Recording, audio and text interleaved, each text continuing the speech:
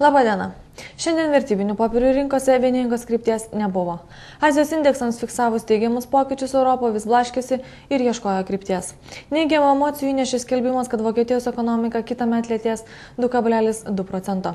Kai kurių automobilių gamintojų kainos smuko žemyn po to, kai Goldman Sachs Group sumažino augimo prognozes. Žaliavų kainos ir toliau fiksavo teigiamus pokyčius. Pabaltijo akcijų rinkos nieko neišsiskyrė iš vakarykštės prekybos, nebent kiek sumažintais indeksų kritimais. Vilniaus vertybinių popierių biržos indeksas krito 1,19%.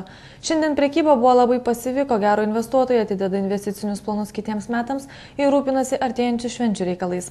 Bendra apyvarta siekia kiek daugiau kaip 1,5 milijono litų. Didžioji dalis jos priklausė Ūkio banko akcijoms. Investuotojai vakar banko skelbtus rezultatus reagavo skirtingai. Pradžioje kaina kiek šoktelėjusi, galiausiai buvo spaudžiama žemyn iki 67 centų ribos. Geri banko rezultatai matyt buvo įskaičiuoti anksčiau ir šiuo metu rinkos žaidėjai tiesiog pasiima pelną.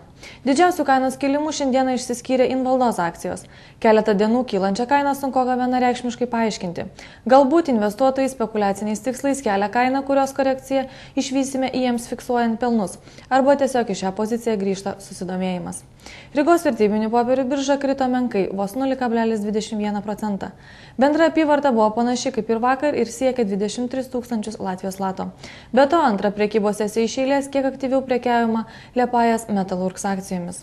Na, o Talino vertybinių popierių biržos indeksas išsiskyrė iš bendro konteksto ir šiek tiek kilo 0,77%. Daugiau kaip milijoną eurų apyvartą sudarė prekyba Esti Telekom akcijomis. Pastaruoju metu neišimtis ir šiandien šioje biržoje vyrauja stambus tiesioginiai sandoriai, kas lemia kiek didesnės apyvartas. Beveik 7% žemyn garmėjo azartinių lošimų operatorės Olympic Entertainment Group akcijų kaina.